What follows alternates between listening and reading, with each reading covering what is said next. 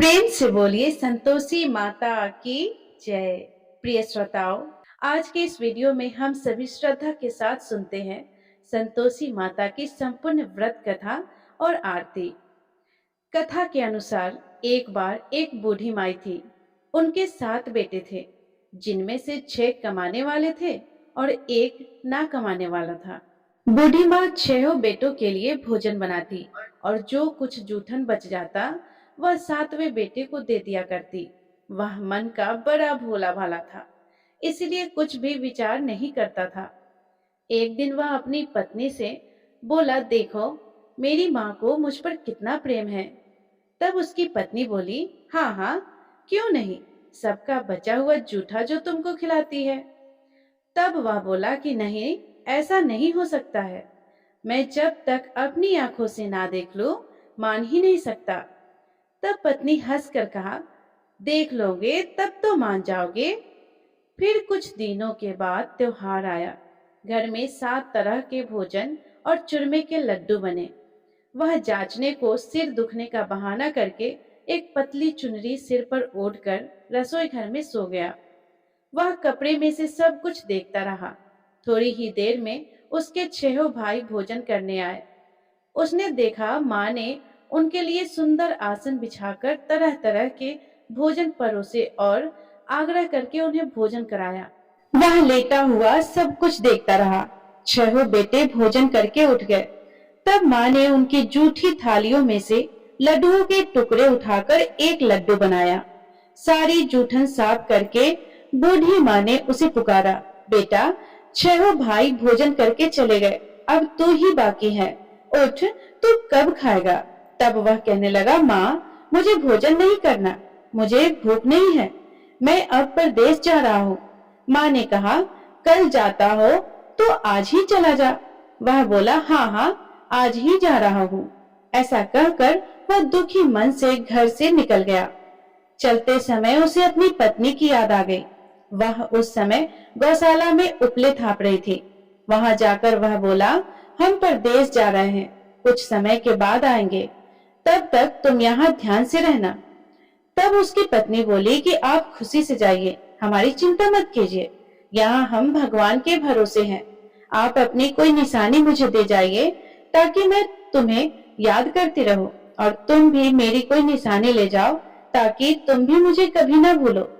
तब वह बोला, मेरे पास तो कुछ नहीं है, यह अंगूठी है, यही ले लो और अपनी कोई निशानी मुझे दे दो।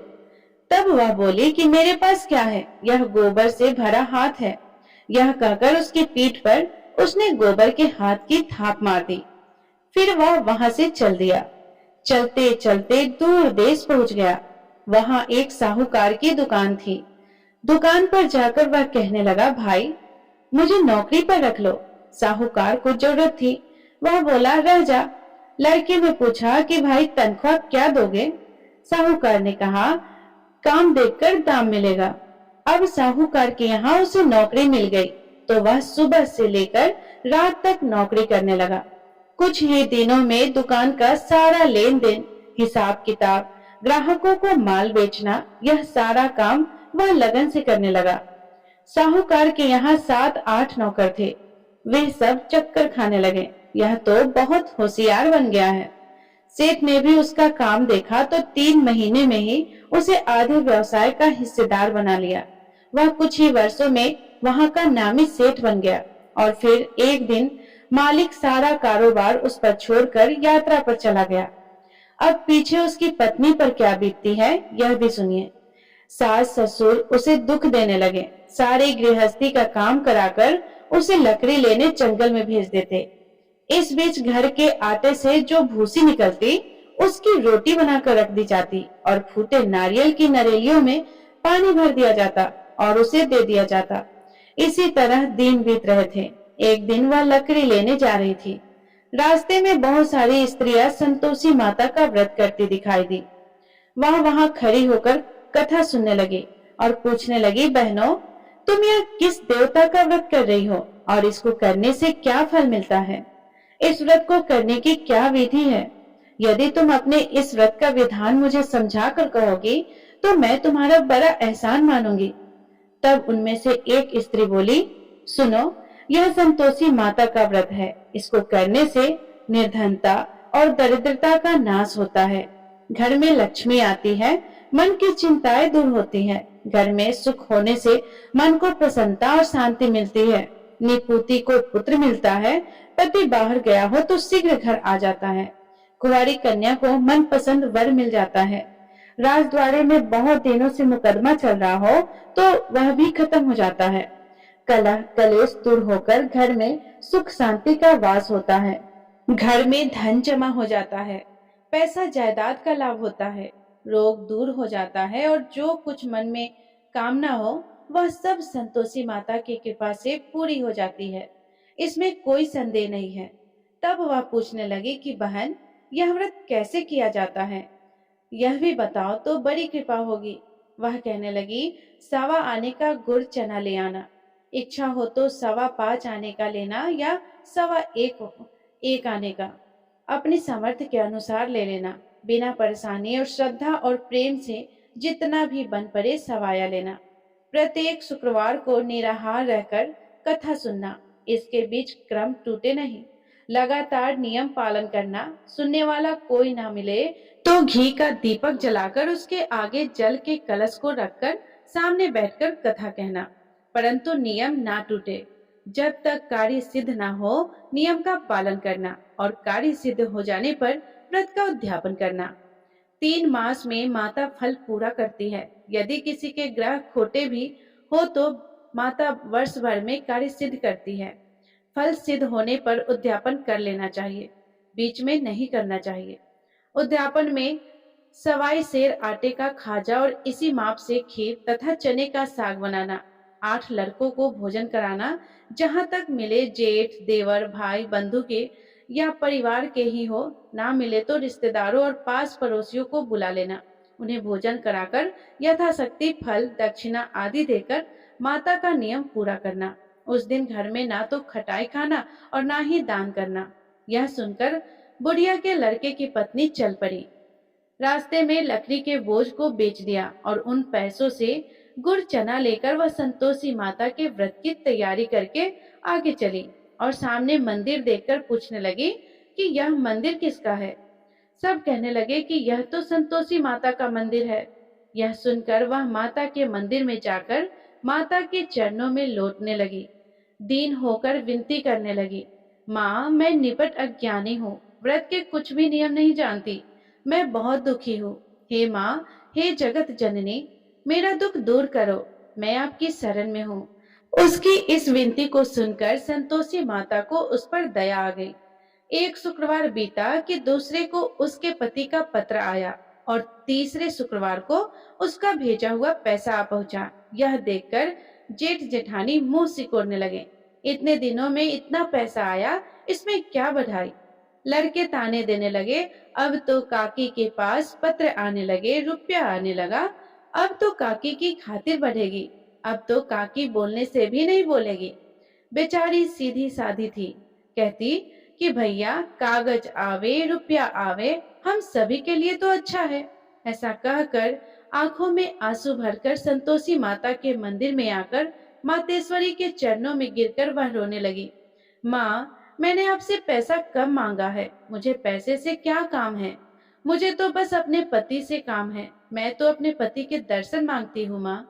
तब माता ने प्रसन्न होकर कहा कि जा बेटी, तेरा पति भी जल्दी आएगा। यह सुनकर वह खुशी से बावली होकर घर में जाकर काम करने लगी। अब संतोषी माता विचार करने लगी कि इस भोली भाली पुत्री को मैंने कह तो दिया है कि तेरा पति आएगा, पर आएगा कैसे। वह तो इसे स्वप्न में भी याद नहीं करता। अब उसे याद दिलाने के लिए तो मुझे ही जाना पड़ेगा। इस तरह माताजी उस बूढ़ी माई के बेटे के पास जाकर उसके स्वप्न में प्रकट होकर कहने लगी, साहूकार के बेटे सो रहा है या जाग रहा है। तो वह कहने लगा, माँ, सोता भी नहीं और जागता भी नहीं, कहो क्या आज्ञा है। संतोषी माता कहने लगी कि तेरे घर बार कुछ है कि नहीं। वह बोला, माँ, मेरे पास सब कुछ है, माँ बाप है, पत्नी है, क्या कमी है। तब माता बोली, भोले पुत्र, तेरी पत्नी घोर कष्ट उठा रही है, तेरे माँ बाप उसे त्रास दे रहे हैं और वह तेरे लिए तरस रही है, जाकर उसकी सुधि ले। तब वह बोला कि हाँ माता जी, यह तो मालूम है, परंतु जाओ तो जाओ कैसे? परदेश की बात है, लेन देन का कोई हिसाब नहीं, कोई जाने का रास्ता नहीं आता, कैसे चला जाओ? माँ कहने लगी, मेरी बात मान, सवेरे नहा धोआकर संतोषी माता का नाम ले, घी का दीपक जलाकर दंडवत कर दुकान पर जा बैठ। देखते देखते तेरा सारा लेन देन चुक जाएगा, जमा का माल बिक जाएगा, साझ होते होते धन का भारी ढेर लग जाएगा। अब सवेरे जल्दी उठकर वह भाई बंधुओं से अपने सपनों की बात बताने लगा। सबने उसकी बात को अनसुना करके उसकी खिल्ली उड़ाने लगे। कभी सपने भी सच होते हैं भला? तब एक व्यक्ति बोला कि देख भाई, मेरी बात मान, इस प्रकार झूठ साच करने के बदले देवी ने जैसा कहा है वैसा ही करने में तेरा क्या जाता है? अब उन बूढ़े व्यक्ति के बात मानकर वह नहा धोआकर संतोषी माता को दंडवत घी का दीपक जलाकर दुकान पर जा बैठा। थोड़ी ही देर में उसने क्या देखा कि देने वाले रुपया लाने लगे, लेने वाले हिसाब लेने लगे। कोठे में भरे सामान के खरीदार नकद दाम दे देकर सौदा करने लगे। शाम तक धन का भारी ढेर लग गया। मन में माता का नाम लेकर चमत्कार देखकर प्रसन्न होकर घर जाने के लिए गहना कपड़ा सामान खरीदने लगा। यहाँ के सारे काम से निपटकर वह तुरंत घर को रवाना हुआ। उधर उसकी पत्नी बेचारी जंगल में लकड़ियां लेने गई। लौटते समय माता जी के मंदिर में वह रुककर विश्राम करने लगी। वह तो उसके प्रतिदिन रुकने का विश्राम स्थान जो ठहरा। वहां पर धूल उड़ती देखकर उसने माता से पूछा, हे माता, यह धूल कैसी उड़ रही है? तब माता कहने लगी कि हे पुत्री, तेरा पति आ रहा है। अब तू ऐसा कर कि लकड़ियों के 3 बोझ बना, एक गट्ठर को नदी के किनारे रखकर और दूसरा मेरे मंदिर पर और तीसरा गट्ठर अपने सिर पर रख। तेरे पति को लकड़ियों का गट्ठर देखकर मोह पैदा होगा, वो यहाँ रुकेगा, नाश्ता पानी खाकर माँ से मिलने जाएगा। तब तू लकड़ियों का गट्ठर उठाकर जाना और चौक में गट्ठर डालकर जोर से आवाज लगाना, लो सासू जी, लकड़ियों का गट्ठर लो, भूसे की रोटी दो, नारियल के खोपड़े में पानी दो, आज मेहमान कौन आया है? बहुत अच्छा माता जी, ऐसा संतोषी माता से कहकर वह प्रसन्न मन से लकड़ियों के 3 गट्ठर ले आई। एक नदी के किनारे पर और एक माता जी के मंदिर पर रख दिया। इतने में ही मुसाफिर आ पहुंचा। सूखी लकड़ियां देखकर उसकी इच्छा उत्पन्न हुई कि हम यहीं पर विश्राम करें और भोजन बना खाकर फिर गांव जाए। इसी तरह रुककर भोजन बनाकर विश्राम करके वह गांव को गया। सबसे बड़े प्रेम से मिला। उसी समय सिर पर लकड़ी का गट्ठर लिए उसकी उतावली सी पत्नी आ गई। लकड़ियों का भारी बोझ आंगन में डालकर उसने जोर से 3 आवाजें लगाई, लो सासू जी, लकड़ियों का गट्ठर लो, भूसे की रोटी दो, आज मेहमान कौन आया है? यह सुनकर उसकी सास बाहर आकर अपने दिए हुए कष्टों को भुलाने के लिए कहने लगी, बहू, तू ऐसा क्यों कहती है? तेरा पति ही तो आया है। आ बैठ, मीठा भात खा, भोजन कर, कपड़े गहने पहन। उसकी आवाज सुनकर उसका पति बाहर आया। उसके उंगली में अंगूठी देखकर वह व्याकुल हो गया, क्योंकि उसकी कमजोर हालत को देखकर वह उसे पहचान नहीं पाया था। माँ से पूछने लगा कि माँ, यह कौन है? माँ ने कहा कि बेटा, यह तेरी पत्नी है। आज पूरे 12 वर्ष हो गए जब से तू गया है, तब से यह गांव में जानवर की तरह भटकती फिरती है। घर का कोई काम काज कुछ नहीं करती, 4 पहर आकर खा जाती है। अब तुझे देखकर भूसे की रोटी और नारियल के खोपड़े में पानी मांग रही है। तब वह लज्जित और दुखी होकर बोला कि ठीक है माँ, मैंने इसे भी देखा और तुम्हें भी देखा। अब दूसरे घर की चाबी दो, मैं उसी में रहूंगा। माँ बोली कि ठीक है बेटा, जैसी तेरी मर्जी हो, सो कर। ऐसा कहकर चाबी का गुच्छा उसने पटक दिया। उसने चाबी लेकर दूसरे मकान की तीसरी मंजिल का कमरा खोलकर सारा सामान जमाया। एक दिन में राजा के महल जैसा ठाट बाट बना दिया। अब क्या था, पत्नी सुख भोगने लगी। इतने में ही अगला शुक्रवार आया। उसने अपने पति से कहा कि मुझे संतोषी माता के व्रत का उद्यापन करना है। उसका पति बोला, अच्छा, खुशी खुशी कर लो। अब वह उद्यापन की तैयारियां करने लगी। जेठानी के लड़कों को भोजन के लिए कहने गई। उन्होंने मंजूर किया, परंतु पीछे से जेठानी ने अपने बच्चों को सिखा दिया और बोली कि देखो, भोजन के समय सभी लोग खटाई मांगना, जिससे उसका उद्यापन पूरा न हो। लड़के जिमने आए, खीर भोजन सब कुछ पेट भरकर खाया, परंतु बाद में खाते ही कहने लगे, काकी काकी, हमें खटाई दे दो, खीर खाना हमको नहीं भाता। देखकर मन अजीब सा हो गया है। वह कहने लगी कि भाई, खटाई किसी को नहीं दी जाएगी, यह तो संतोषी माता का प्रसाद है। लड़के गुस्से में से उठ खड़े हुए और बोले कि लाओ फिर पैसा दो। भोली बहू कुछ भी नहीं जानती थी, उसने उन्हें पैसे दे दिए। लड़के उसी समय हट के इमली खटाई लेकर खाने लगे। यह देखकर संतोषी माता ने बहू पर खूब कोप किया। संतोषी माता के कोप के कारण राजा के दूत आए और उसके पति को पकड़ कर ले गए। जेठ जेठानी मनमाने वचन कहने लगे कि लूट लूट कर धन इकट्ठा करके आया है, अब सब मालूम पड़ जाएगा जब जेल की मार खाएगा। पत्नी से यह वचन सहन नहीं हुआ। रोती हुई वह फिर से माता जी के मंदिर गई। हाथ जोड़कर कहने लगी कि हे संतोषी माता, यह आपने क्या किया। हंसाकर अब अपने भक्तों को रुलाने लगी। माता बोली कि बेटी, तूने उद्यापन करके मेरा व्रत भंग किया है, इतनी जल्दी सारी बातें भुला दी। वह कहने लगी कि माता, भूल तो नहीं, ना ही कुछ अपराध किया है। मैंने तो भूल से लड़कों को पैसे दे दिए थे, उन्होंने ले जाकर खटाई खा ली। मुझे क्षमा करो माँ, मैं फिर आपका उद्यापन करूंगी। माँ बोली, लेकिन अब भूल मत करना। वह बोली, अब भूल नहीं होगी माँ। यह बताइए वे कैसे आएंगे। माँ बोली, जा पुत्री, तेरा पति तुझे रास्ते में आता मिलेगा। वह निकल गई। रास्ते में उसका पति उसे आता हुआ मिला। पूछने लगी, तुम कहाँ चले गए। तब पति बोला कि इतना धन जो कमाया है उसका कर राजा ने मांगा था, वही देने गया था। तब वह प्रसन्न होकर बोली, भला हुआ, अब घर को चलो। वे दोनों घर गए। कुछ दिनों के बाद फिर शुक्रवार आया। तब वह बोली कि मुझे फिर से माता का उद्यापन करना है। पति ने कहा, करो। बहू फिर से जेठ के लड़कों को भोजन के लिए कहने लगी।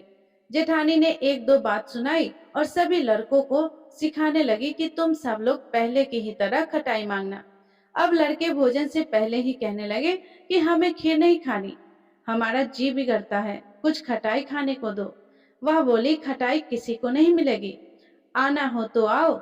वे नहीं आए तो ब्राह्मण के लड़कों को बुलाकर वह उन्हें भोजन कराने लगे। यथाशक्ति दक्षिणा की जगह एक एक फल उन्हें दे दिया, जिससे संतोषी माता प्रसन्न हुई।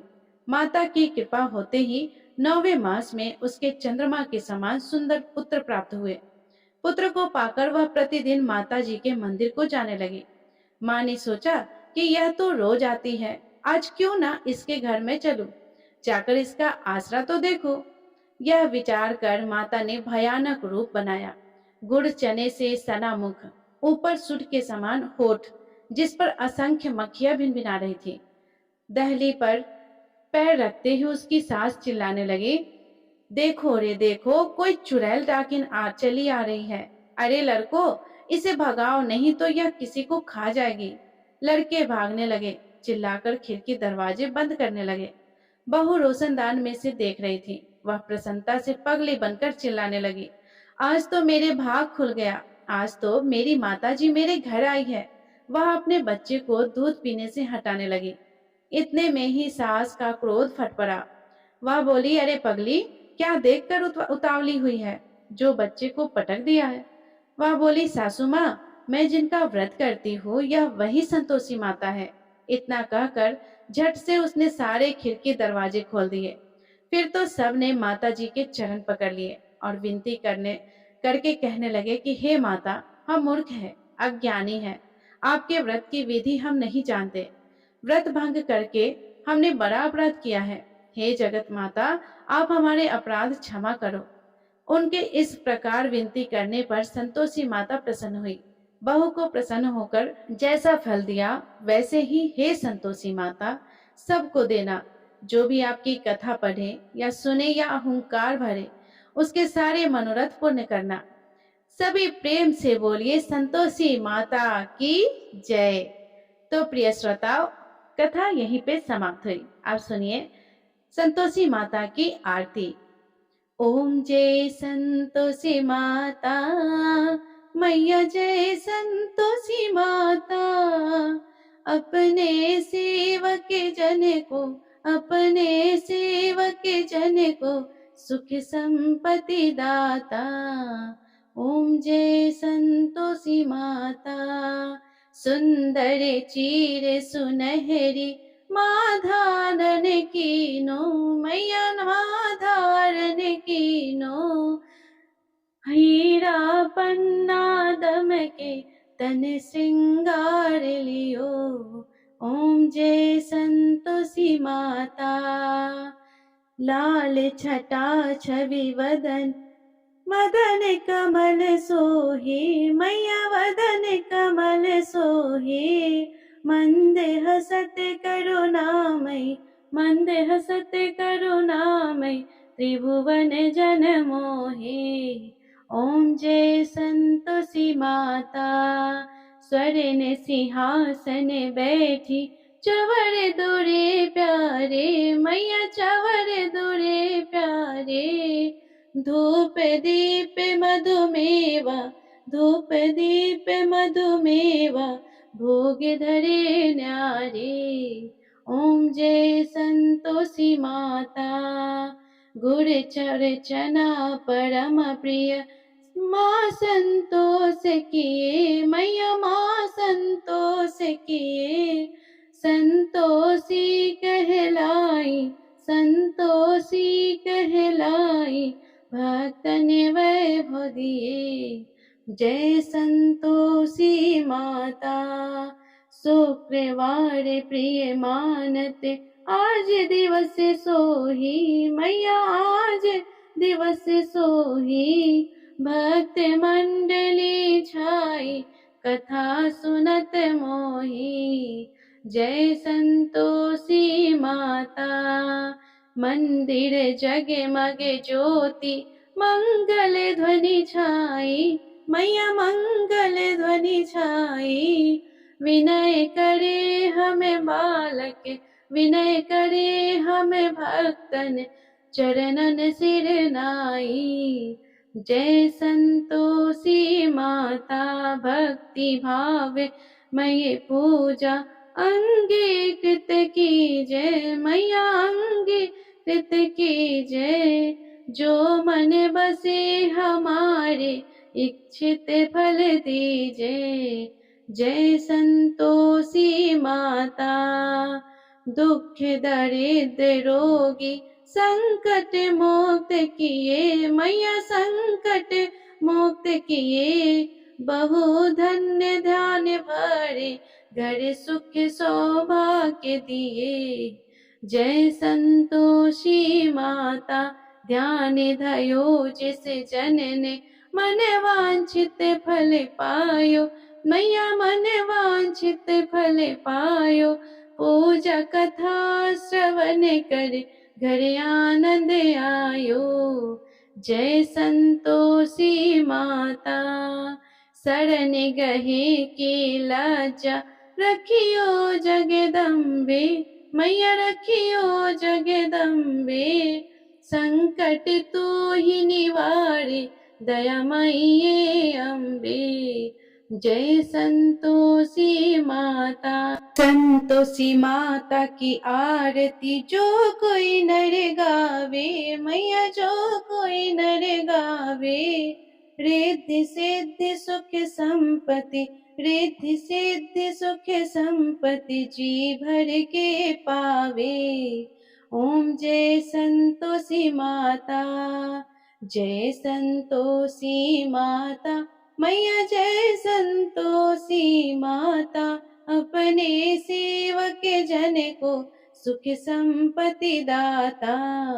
जय संतोषी माता। सभी प्रेम से बोलिए संतोषी माता की जय।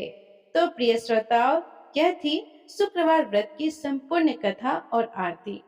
यदि ये कथा आपको पसंद आई हो तो वीडियो को लाइक जरूर कीजिएगा और कमेंट बॉक्स में जय मां संतोषी लिखकर संतोषी माता का आशीर्वाद जरूर पाइएगा। धन्यवाद।